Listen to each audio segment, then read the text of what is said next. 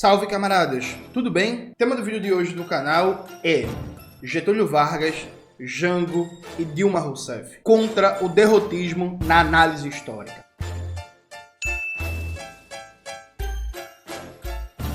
Antes de começar propriamente o tema do vídeo do canal, quero muito agradecer a você que ajuda a manter e melhorar nosso canal a partir do Apoia-se.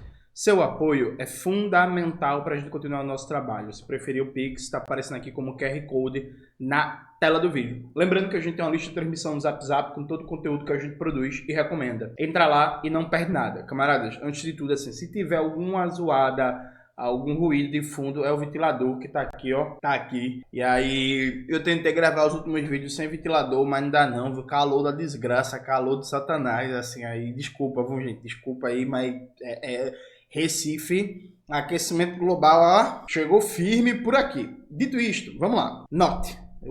Estão reclamando que eu estou deixando o note de lado. Note muito. Presta atenção. É muito comum citarem os casos do golpe contra Getúlio Vargas, que acabou levando ao suicídio dele, né? Do golpe de 64 contra o João Goulart e do golpe de 2016 contra Dilma, para dizer assim, ó, não dá para fazer nada, não dá para enfrentar nada, não dá para comprar nenhuma briga, porque todo presidente que tentou foi derrubado, sofreu um golpe. Então, assim, não dá para pautar reforma agrária, não dá para pautar soberania tecnológica e produtiva para o SUS, enfrentando os monopólios privados do imperialismo que domina o mercado farmacêutico no Brasil. Não dá para lutar contra o rentismo e para reestatizar o Banco Central, que foi privatizado, porque essa autonomia do Banco Central, na prática, é isso, privatização do Banco Central. Não dá para enfrentar o cartel dos bancos, que impõe consistentemente e há várias décadas a maior taxa de juros do mundo e um dos maiores custos de serviços bancários do mundo. Não dá para a gente fazer uma reforma urbana e garantir moradia popular digna para todo mundo, para enfrentar a especulação imobiliária, as construtoras. Não dá para fazer nada, na visão desse povo aí, para fazer nada, e tenta-se fazer uma justificativa histórica. E aí, vamos lá. Eu já debati isso aqui no canal, o golpe contra o Jango, a derrubada do Getúlio. Eu quero qualificar um pouco com vocês essa leitura. Vamos lá. Eu vou começar fazendo uma metáfora futebolística, né? Vamos imaginar que a gente está falando da Copa do Mundo.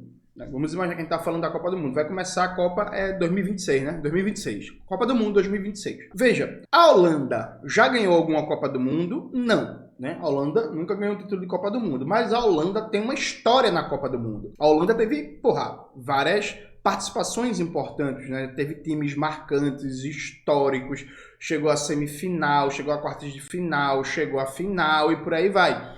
Então a Holanda tem uma história na Copa do Mundo. Não é como você dissesse assim, ó, faz sentido alguém chegar e falar assim, ó, é inútil a Holanda participar da Copa do Mundo porque ela nunca ganha? Não, porque ela já teve chances de ganhar. Então o que a gente vai dizer? Vamos imaginar se a Holanda ganhasse a Copa 2026. A gente diria o quê? Porra, finalmente, né? Chegou perto várias vezes, teve chances, conseguiu melhorar isso e aquilo e agora deu certo. Já no caso, sei lá, da Noruega, do Haaland, o Haaland era da Noruega, né, Maxwell? Se não for aí, tu corrige aí, mas eu acho que era da Noruega mesmo. Já, se a Noruega ganha a Copa do Mundo, todo mundo vai dizer assim, meu irmão, zebra da desgraça, né?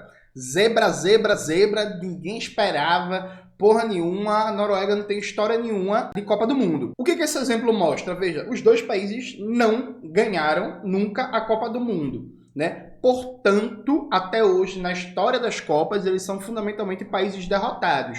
Só que existem derrotas diferentes. Por quê? Porque mesmo a Holanda nunca tendo ganhado a Copa do Mundo, é um país que tem história, que tem várias vitórias, tem várias campanhas importantes, não conseguiu a vitória final, mas tem um currículo bom para mostrar. Não é o caso da Noruega, né? Que sabe Deus quantas participações tem na Copa do Mundo, mas não é um time relevante aí no campeonato. Quando a gente for pensar a história brasileira, a gente for citar o golpe contra Jango e o golpe contra o Vargas, veja, eles foram derrotados. Eu acho que a gente precisa tirar lições disso, né? Eu acho que o golpe contra o Jango e a derrubada do Vargas mostra não é que não dá para fazer nada, não dá para lutar nada. O que eles mostram é que a gente não pode ter ilusão com a burguesia e com o respeito à legalidade constitucional. Dado que a classe dominante brasileira, os ricos, os bilionários, a galera que manda, junto com o imperialismo, fundamentalmente o Estado estadunidense, né, os Estados Unidos, eles não têm pudor nenhum de golpe de Estado, de sabotagem, de assassinato, de financiar grupos internos armados e por aí vai. Então a gente não pode ter ilusão nenhuma com a estabilidade da democracia burguesa no Brasil ou achar que é possível ir fazendo pequenas reformas só acumulando vitórias eleitorais. É isso que a derrubada do Jango e o golpe contra o Vargas mostra, percebe? Porque, repare, e isso é um ensinamento muito importante. O Lenin, num texto muito importante, o Marxismo e Reformismo, de 1913, o que é que o Lenin diz? Por exemplo, o Maxwell vai colocar aí na tela para vocês, eu vou mandar o trecho para ele. Os marxistas, diferentemente dos anarquistas, reconhecem a luta por reformas, isto é, por melhorias na situação dos trabalhadores, que deixam como antes o poder nas mãos da classe dominante. Mas, ao mesmo tempo, os marxistas travam a luta mais enérgica contra os reformistas, que diretamente ou indiretamente limitam as aspirações e atividade da classe operária às reformas. O reformismo é um logro burguês dos operários, que permanecerão sempre escravos assalariados, apesar de determinadas melhorias, enquanto existir a dominação do capital. Ou seja, o que a Lenin está dizendo? Vê, a gente luta por reforma, Ivan, atenção. Comunista, revolucionário, luta por reformas. O que a gente combate é o reformismo, as ilusões do reformismo. Que ilusões? A ilusão, por exemplo, do presidente João Goulart, achando que dava para fazer uma reforma agrária conciliando com o setor do latifúndio. Ah, não, eu vou só fazer a reforma agrária no latifúndio improdutivo. Então o latifúndio produtivo não vai ver problema não. Vai ficar de boa. Não, isso não existe, né? Ou então, não, eu não estou defendendo socializar os meios de produção.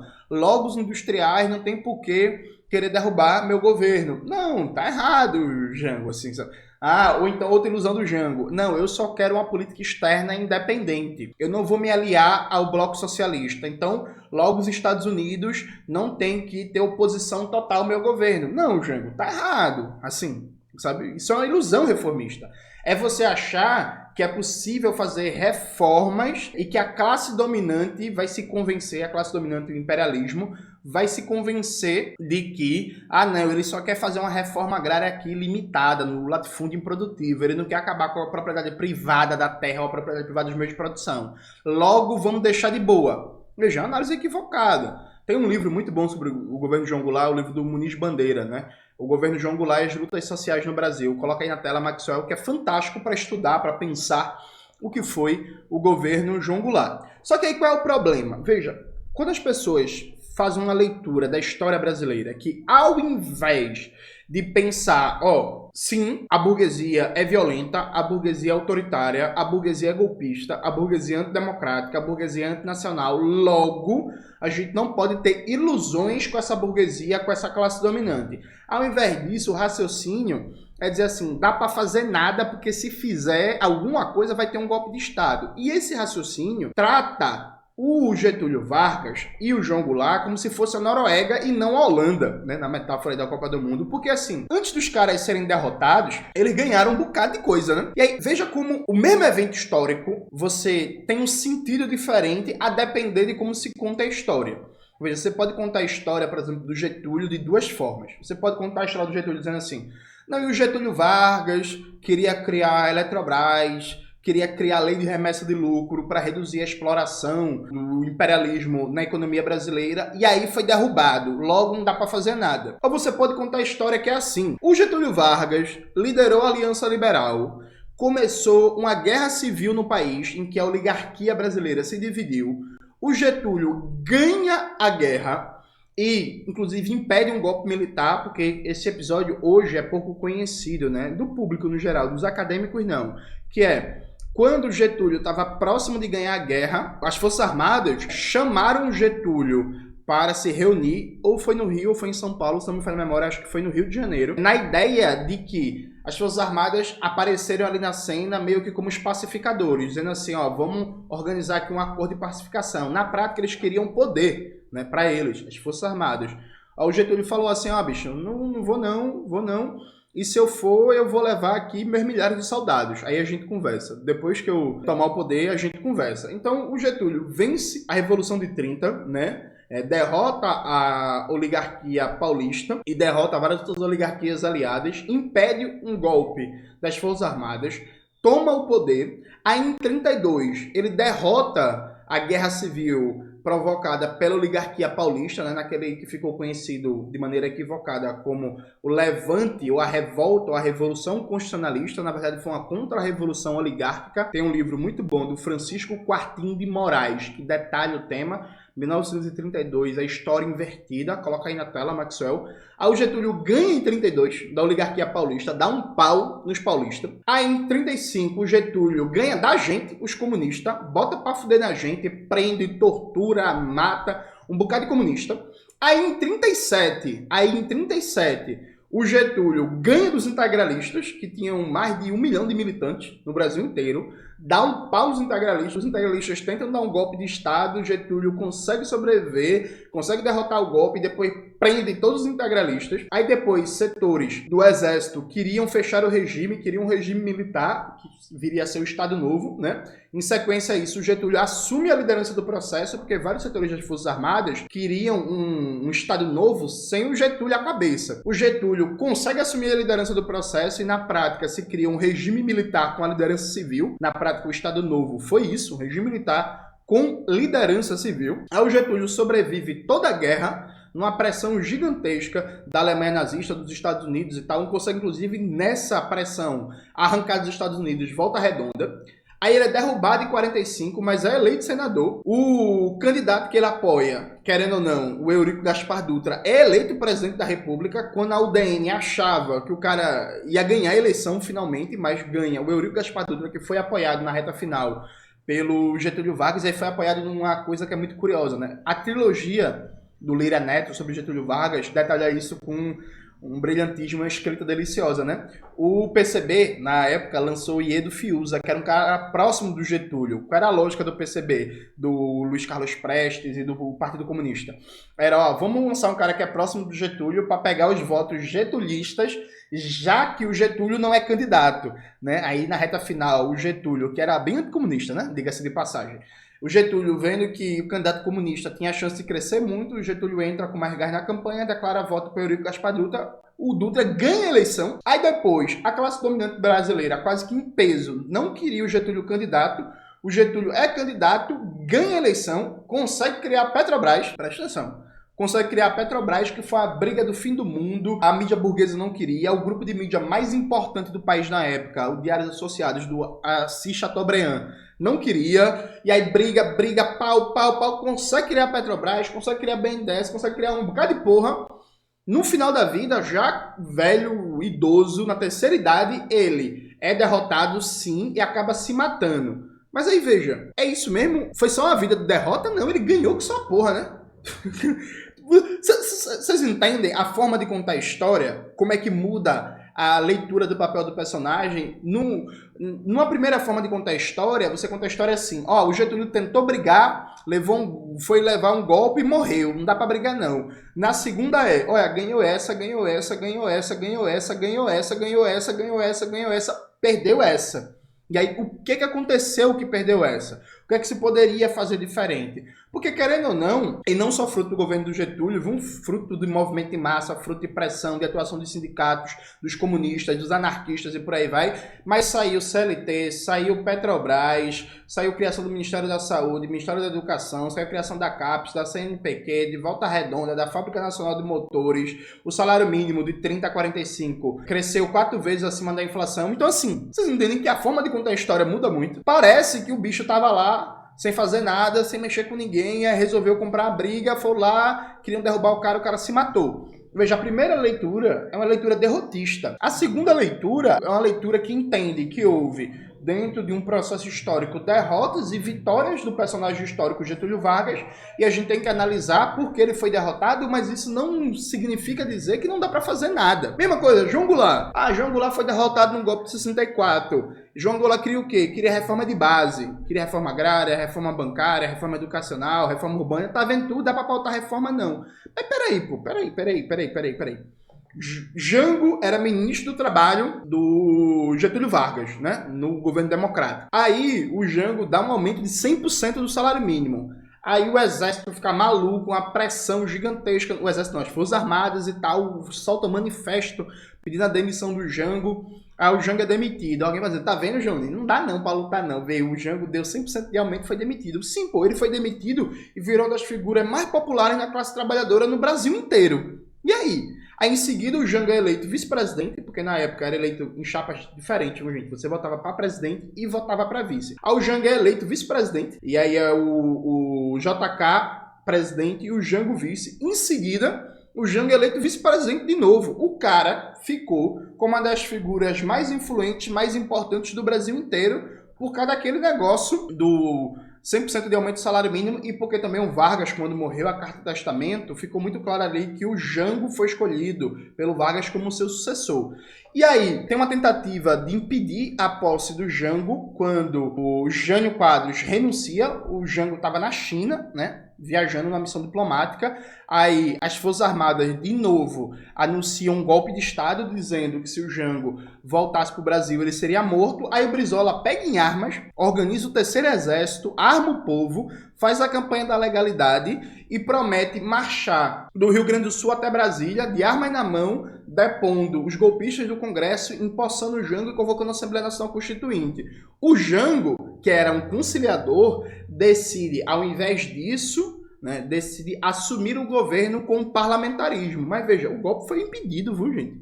O Jango voltou para o Brasil, o Jango não morreu, o Jango assumiu, e o Jango poderia ter sido líder de um movimento político que só no Rio Grande do Sul tinha 100 mil pessoas armadas dispostas de marchar Brasília acima, marchar rumo a Brasília para tomar o poder e derrubar todos os golpistas. O Jango não quis, mas isso estava dado. Isso estava dado. Aí o Jango assume no governo parlamentarista. A classe trabalhadora, protesto, passeata, pau. É adiantado o plebiscito para saber se o regime político no Brasil ia se manter parlamentarista ou voltava para o presidencialismo. Voltou para o presidencialismo. Então, outra vitória do Jango. Voltou para o presidencialismo. O Jango tinha mais de 60% de aprovação, né? Tinha mais de 60% de aprovação no momento que veio o golpe. Não era forte candidato à reeleição, porque nessa época não tinha reeleição, mas a esquerda, para a eleição de 65, tinha o Brizola, que poderia ser candidato, tinha o Miguel Arraes, que poderia ser candidato, e ainda tinha o JK, uma candidatura mais de centro, né? E tal, mas que era um cara, em alguns aspectos, ligados a ideias mais progressistas, que, por exemplo, prometia muito reforma agrária, né? Se voltasse a ser presidente do Brasil. Aí quando veio o golpe, tinha a possibilidade total de resistir. Isso está muito bem documentado no livro. Eles resistiram, no documentário. Eles resistiram, os militares que lutaram pela democracia, do Silvio Tendler. Coloca aí na tela, Maxwell, por favor. Tinha mais de 7 mil militares nacionalistas, legalistas, vários inclusive comunistas, dispostos a lutar. O Jango decidiu não lutar porque o Jango fez uma escolha errada. Porque, veja, até então, qual era o padrão de intervenção das Forças Armadas? As Forças Armadas davam um golpe, reorganizavam o governo e meio que, entre aspas, voltava para o quartel. Você não tinha na história brasileira a ideia de regimes militares, né, com longa duração histórica. Então, o que é que o Jango pensava? O que é que o JK pensava? O que é que o Carlos Lacerda pensava? O que é que o Magalhães Pinto pensava? O que é que todos os protagonistas na época imaginavam? Os militares deram um golpe, impediram o Jango de continuar seu governo, iam provavelmente impedir o Brizola de concorrer em 65 e pouco tempo depois iriam entregar o governo para convocar novas eleições, mas proibindo, né, o Jango, o Brizola e outras figuras consideradas radicais, como Miguel Arraes, o Francisco Julião, o Luiz Carlos Prestes, de participar do processo eleitoral. Veja, foi um erro do Jango. O Jango escolheu não resistir, muito baseado também na ideia que aquilo ali seria uma quartelada rápida. Os militares, derrubaram o governo, iam montar um governo de transição e entregar o poder para os civis. Isso não aconteceu. Então, assim, não é, tentou fazer a reforma e aí foi derrubado e fudeu e não tinha o que fazer. Não, foi um erro de análise. Tinha força, tinha possibilidade, tinha capacidade de resistir e o Caba não quis. Então, perceba, dá realmente pra gente olhar o exemplo do Jango e do Vargas e chegar à conclusão, galera, dá pra fazer nada? Não. Afora isso, tem outra coisa, veja. O Vargas se matou. Bicho, que bom. Sabe por que bom? Porque isso colocou as forças conservadoras na defensiva. Então aí vem um segundo aspecto do debate. Veja, o papel do líder não é só ser babado não, viu? É porque aqui no Brasil, a gente se acostumou a tratar líder político igual diva pop, tá ligado? Mas assim, o líder tem que se fuder mesmo. Tem que se fuder pelo povo, pelo projeto, pelas ideias que supostamente ele acredita. Então, quando teve o golpe na Venezuela, em 2002, e o Hugo Chávez foi sequestrado, botaram uma arma na cabeça do Hugo Chávez e falaram assim, ó, assina a renúncia. O Hugo Chávez falou assim, assino não. Se quiser me matar, ó, pode me matar, foda-se, mas não assino não. Assino não, e é isso aí. Então, quem quiser, fique sabendo que o presidente não assina a renúncia. Aí veio a resistência e conseguiu derrotar o golpe. Muito bem documentado no livro A Revolução Não Será Televisionada. No livro não, no documentário, gente, pelo amor de Deus.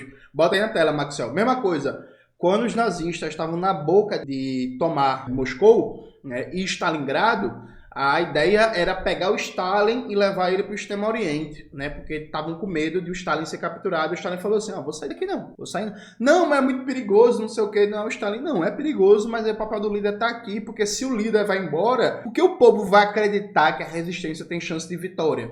Então o Stalin podia ter morrido, mataram o filho dele, mataram o filho do Mao Zedong, e é isso aí, gente. O papel do líder é se fuder também. Então se o líder tiver que ser preso, tiver que ser morto, tiver que a família dele ser assassinada, tiver que ter arma na cara, tiver que ficar num palácio de governo sendo bombardeado, suave. Suave.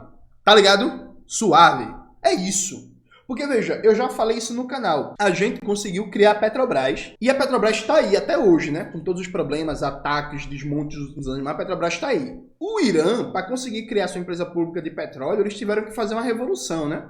A Revolução Islâmica lá. Com todos os problemas e questões, mas é isso. Para conseguir criar o negócio, eles tiveram que fazer uma revolução, brigar com os Estados Unidos e por aí vai. A Petrobras foi criada e depois do suicídio do Getúlio Vargas, não existia correlação de forças políticas, presta atenção, não existia correlação de forças políticas para desmontar as políticas mais marcantes do governo Getúlio Vargas. Então não dava para desmontar a Petrobras, não dava para atacar a CLT, não dava para atacar a siderúrgica de Volta Redonda, não dava para privatizar o BNDES. Simplesmente a comoção nacional, o impacto daquilo ali, fez com que mesmo os antigetulistas mais violentos, como as figuras da UDN, atacavam a figura do Getúlio, né? Dizendo que era corrupto, mar de lama, enriqueceu e não sei o quê. Mas assim, a obra é mais característica do período getulista, né, como a Petrobras e a CLT, simplesmente não dava para desmontar. Nesse sentido, que bom que se matou.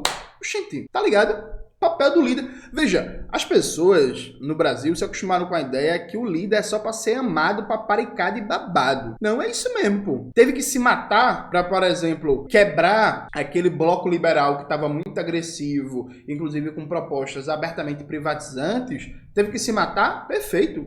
Muito bom. Que bom que se matou. Deixou uma carta legal, bem escrita, teve impacto do caralho. E é isso aí, pô. Tá ligado? Aí o Hugo Chávez, como estavam com a arma na cabeça dele, dizendo assim, assina aqui. O Hugo Chávez poderia ter morrido. Ainda bem que não morreu, à época, né? Mas se o Hugo Chávez tivesse que morrer para impedir o golpe de Estado, é isso aí, gente. Ou não é? Assim, ou não é? Sabe? Às vezes eu tenho a impressão que vocês tratam como diva pop, como aquele cristal perfeito que a gente tem que ficar lambendo o líder. Tem aquele meme, né, que é o Daniel Furlan, que ele tem que ficar elogiando ele o tempo todo, né? Ele é o líder, tem que ficar elogiando ele o tempo todo. Irmão, o papel do líder, da liderança política, é também se fuder em nome do projeto. Só quem se fode é militante de base. Só quem se fode é quem tá ali, que é trabalhador pobre, trabalhadora pobre, que tá ali no sindicato, que tá ali no protesto, que tá ali na passeata, que tá ali na panfletagem, que tá no dia a dia. Não, o líder também, se for necessário, para garantir a vitória, a continuidade do projeto, ele tem que se fuder também. Ele tem que ir pro fronte, ele tem que brigar, ele tem que ir pra luta. Fidel Castro, em Cuba, não ficava liderando os seus comandados na guerrilha no escritório, não. Ele tava lá, né? Dando tiro, levando tiro, correndo risco de vida. E é assim que se faz, gente, sabe? Então, assim, eu tenho muita dificuldade de entender a leitura da história brasileira no século XX como você lê aquilo ali e pensa assim, não dá pra fazer nada. Pelo contrário, Pelo contrário, o erro, fundamentalmente no caso do Jango, foi confiar de maneira irresponsável, eu diria, de que a classe dominante brasileira e de que o imperialismo não fariam tudo ao seu alcance para impedir as reformas populares. Esse foi o erro do Jango. Então o erro do Jango não foi tentar reformas. O erro do Jango foi ter uma estratégia de fundo reformista e conciliatória. Essa, inclusive, é a conclusão do livro do Muniz Bandeira, né, sobre o governo Jango e as lutas sociais no Brasil. Bota aí na tela, Maxwell. Eu acho que eu vou ler um trecho, Maxwell. Peraí, isso que eu vou pegar o livro. Fica aí, fica aí. Vejam, por exemplo, o que o Muniz Bandeira diz na página 340 do livro. A greve geral convocada pela CGT restringira-se, assim, a algumas áreas dos estados do Rio de Janeiro e Guanabara, terminando por voltar-se contra o governo, pois a paralisação dos transportes dificultou a mobilização popular. Era a consequência da política de conciliação, da perspectiva nacional reformista, das ilusões democráticas, não somente de Goulart, como de vasto segmento da esquerda, que não avaliara devidamente o caráter do Estado e o papel das Forças Armadas no seu conjunto, e não se armara material e ideologicamente para enfrentar o golpe militar. Os trabalhadores, sem um programa de reivindicações políticas próprias, não se bateram e se deixaram violentar, sem a menor resistência. Percebe? Então, assim, como é que é isso, gente? Parece que a galera, quando é pelego, né, rendido, neoliberal, mas é neoliberal e diz que gosta de pobre, que defende inclusão social. Toda desculpa é desculpa para não enfrentar nada, não pautar nada, não lutar nada. Aliado a isso, e para caminhar para a conclusão desse vídeo, se faz uma análise que assim, Jango foi derrotado, Vargas foi derrotado, Dilma foi derrubada. Gente, desculpa, com todo o respeito que eu tenho à história da presidenta Dilma, mas Dilma não foi derrubada tentando fazer reforma não, viu? Pelo contrário, Dilma foi derrubada porque resolveu adotar a agenda do grande capital na ideia de, se eu entregar o que a burguesia quer, eu fico no governo. E aí a burguesia mostrou, inclusive, que não tem lealdade nenhuma a não ser ao seu lucro e ao seu interesse político, né? E assim, esse debate, inclusive, nunca explica porque assim, o Mensalão foi uma tentativa de golpe, viu, gente? A ideia ali era derrubar o Lula. Não no sentido que o Mensalão não existiu, o Mensalão existiu, mas não existia provas ligando o Lula diretamente ao Mensalão como um crime de responsabilidade. Impeachment, vocês sabem, impeachment é crime de responsabilidade do ocupante da presidência da República. Então tentaram derrubar o Lula. Por que o Lula não caiu? É porque o Lula é um gênio, porque o Lula é foda. Não, porra. Não, foi porque o Lula, na época do Mensalão, o salário mínimo, o poder de compra estava crescendo bastante, a geração do emprego formal estava crescendo bastante, o aumento do poder de compra estava crescendo bastante, o consumo das famílias estava crescendo bastante, o endividamento das famílias estava muito baixo. Percebe? O governo era popular. Como é que se derruba um governo popular? É com base nas armas, fundamentalmente. Derrubar o governo popular com golpe institucional é difícil, viu, gente? Difícil. Então Lula resistiu na época do Mensalão e a Dilma não, por quê? E aí, gente, não confiem em Jones Manuel. Eu vou provar para vocês que é um erro comparar a derrubada do Getúlio, da derrubada do Jango com a derrubada da Dilma. Sabe por quê? Que a Dilma não estava pautando nenhuma reforma popular. Pelo contrário, o que a Dilma estava fazendo é o que o governo Lula está fazendo hoje, uma política de austeridade para agradar a grande burguesia. E sabe quem diz isso?